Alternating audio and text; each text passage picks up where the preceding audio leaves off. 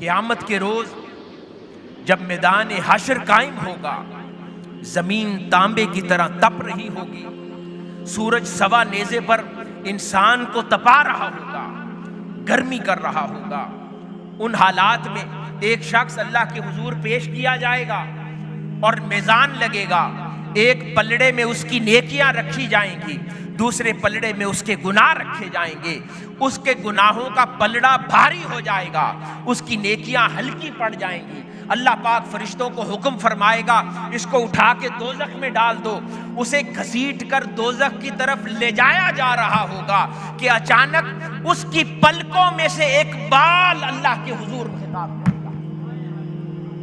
اس کی پلک میں سے، اس کی ایک پلک، اس کی پلکوں میں سے ایک بال اللہ کے حضور گزارش کرے گا اور عرض کرے گا، میرے مولا، تیرے حبیب مکرم صلی اللہ علیہ وآلہ وسلم سے سنا ہے کہ جو اللہ کی یاد میں، خشیت الہی میں، محبت مولا میں، خوف الہی کے اندر اپنی آنکھوں کو بھگوتا ہے، اللہ پاک ان آنکھوں پر دوزخ حرام فرما دیتا ہے، ان کو کبھی دوزخ میں داخل نہیں کرتا۔ میرے مولا، میں گواہ ہوں کہ جب یہ تیری یاد میں، تیری محبت میں فلاں دن رویا تھا، میں پلک کا بال بھیگ گیا تھا، میں اس کے ہونے کی گواہی دیتا ہوں۔ اللہ پاک فرشتوں کو کہے گا، اسے روک لو،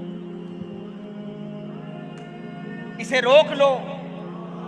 ہاں، یہ بال سچ کہتا ہے، یہ فلاں دن میری محبت میں، میری خشیت میں، میری یاد میں رویا تھا، اور میرے محبوب نے بھی سچ کہا کہ جو میری یاد میں روتا ہے میں اس کی آنکھوں پر دوزخ حرام کر دیتا ہوں۔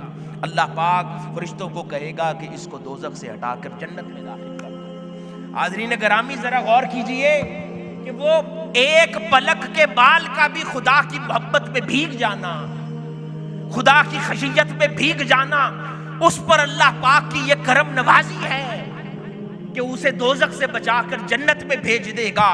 اور اگر ہر رات اس کی خشیت میں، خوف الہی میں، محبت الہی میں، ریاضت، مجاہدہ، مناجات اور گریوزاری میں گزار دیں تو ذرا سوچئے، رونا ہماری زندگی میں ہمیں دوزخ سے نجات کے لیے کتنا مددگار ہو جائے گا۔ وہ تو کرم نوازی فرمانے پر آمادہ ہے، ہم ہی آمادہ نہیں ہوتے۔ اس کی عطائیں تو بے پناہ ہیں، ہم ہی جھولی پھیلا کر سائل بننے کے اہل نہ ہوتے۔ دعا فرمایا کرتے آقا علیہ الصلوۃ والسلام، اے مولا، مجھے ایسی آنکھیں عطا فرما جو تیرے خوف سے رونے والی ہیں۔ آقا علیہ الصلوۃ والسلام یہ دعا فرمایا کرتے کہ مجھے ایسی آنکھیں عطا فرما جو تیرے خوف سے رونے والی ہوں۔ اور کوئی ایسا بندہ مومن نہیں جس کی آنکھ سے خوف ذوالجلال میں مکھی کے پر کے برابر بھی آنسو بہا ہو اور اللہ پاک اس کو دوزخ میں ڈال دے۔ آقا علیہ الصلوۃ والسلام نے فرمایا کہ کوئی ایسا شخص نہیں کہ جینون خشیت الہی میں کسی کی آنکھ سے مکھی کے پر کے برابر بھی آنسو بہے اور اللہ پاک اس پر دوزخ حلال کر دے۔ وہ اتنی کریم بارگاہ ہے، اتنی رحیم بارگاہ ہے، وہ معاف کرنا چاہتا ہے، ہمیں ڈھنگ نہیں آتا معافی مانگنے۔